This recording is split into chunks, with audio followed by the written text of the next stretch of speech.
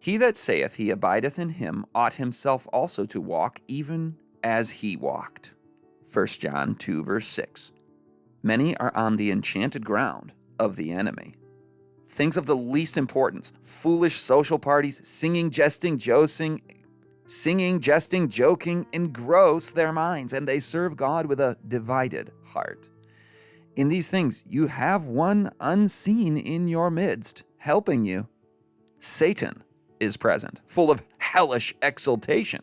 The declaration of Christ, no man can serve two masters, is unheeded.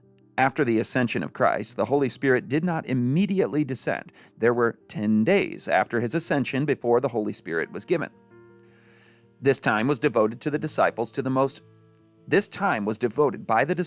the most earnest preparation for receiving so precious an endowment. The rich treasures of heaven were poured out to them after they had searched their own hearts diligently and had sacrificed every idol.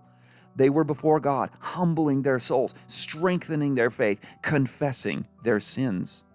And their hearts were in harmony with one another. And when the day of Pentecost was fully come, they were all with one accord in one place.